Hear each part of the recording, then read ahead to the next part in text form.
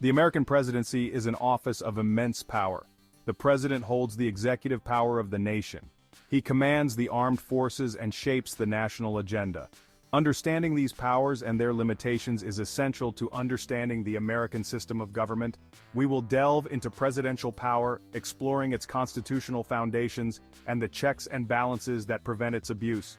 We will examine the president's ability to act unilaterally, focusing on executive orders and their place within American governance.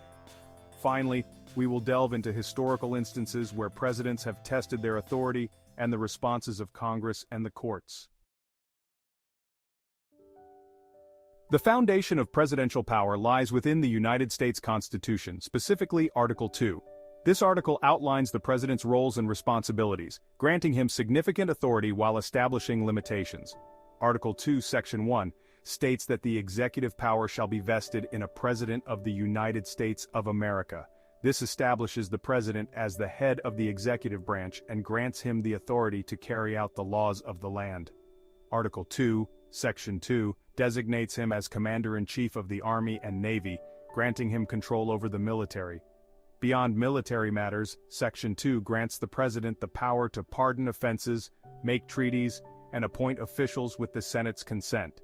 Lastly, Article 2, Section 3, mandates that the President shall take care that the laws be faithfully executed, underscoring his duty to enforce laws passed by Congress. One of the most potent weapons in the president's arsenal is the executive order. An executive order is a directive issued by the president to manage the operations of the federal government. These orders have the full force of law, impacting a wide range of issues from national security to environmental protection. The Constitution does not explicitly mention executive orders, but the power to issue them is implied by Article 2's vesting of the executive power in the president. Presidents throughout history have utilized executive orders to advance their policy agendas and respond to emerging challenges. However, executive orders must fall within the boundaries of the president's constitutional authority and existing laws.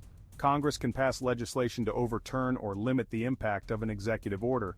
Furthermore, the judiciary can review executive orders to determine their constitutionality, ensuring they are not used to circumvent the rule of law. Congress and the President, a delicate dance of power. The relationship between the President and Congress is one of shared power and constant negotiation. While the President holds the executive power, Congress possesses the legislative power, meaning it is responsible for writing and passing laws. Congress has several tools at its disposal to influence and constrain presidential actions. One of the most potent is the power of the purse, enshrined in Article 1, Section 9 of the Constitution.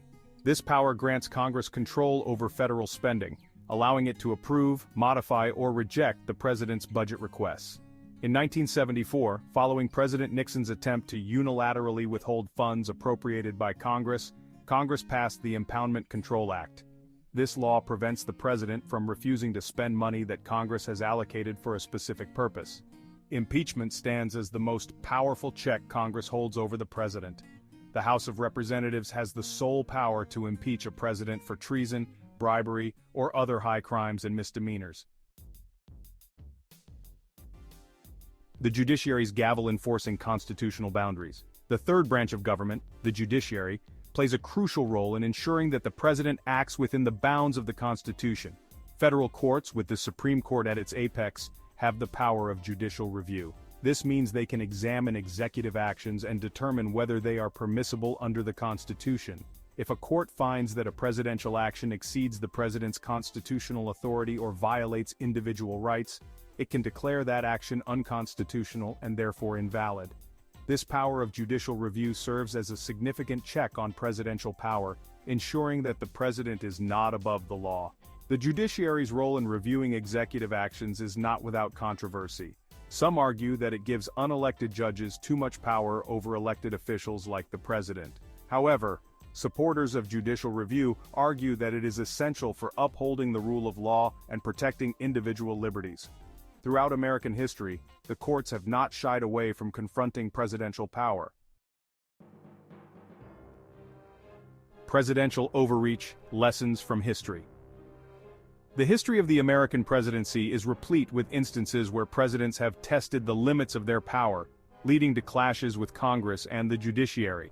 These historical examples serve as cautionary tales, highlighting the importance of checks and balances in maintaining a functioning democracy. One of the earliest examples of presidential overreach occurred during the Reconstruction era following the Civil War. President Andrew Johnson clashed repeatedly with the Republican-controlled Congress over how to reintegrate the defeated Confederate states into the Union. In 1867, Congress passed the Tenure of Office Act, which limited the president's ability to remove certain appointed officials without Senate approval. Johnson, believing the law to be unconstitutional, defied it by firing his Secretary of War, Edwin Stanton. This act led to his impeachment by the House of Representatives in 1868. Although acquitted by the Senate by a single vote, Johnson's impeachment demonstrated the potential consequences of presidential defiance of Congress. The impeachment process begins in the House of Representatives, where a simple majority vote can impeach a president. The case then moves to the Senate for a trial, where a two-thirds majority is required to convict and remove the president from office. Historical examples include the impeachments of President Bill Clinton in 1998 and President Donald Trump in 2019 and 2021. Both were acquitted by the Senate. Impeachment can have significant political consequences even if the president is not removed from office, including damage to their reputation and influence. Another notable example is President Richard Nixon, who faced impeachment over the Watergate scandal. Nixon resigned in 1974 before he could be impeached.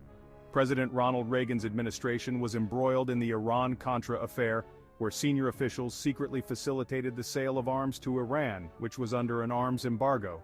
Although Reagan was not impeached, the scandal led to multiple investigations and convictions of key administration officials, highlighting the legal and political risks of presidential overreach. Voiceover. As we've seen, the history of presidential power and its limits is a complex and fascinating topic. Understanding these dynamics not only helps us appreciate the importance of checks and balances, but also empowers us to be more informed citizens.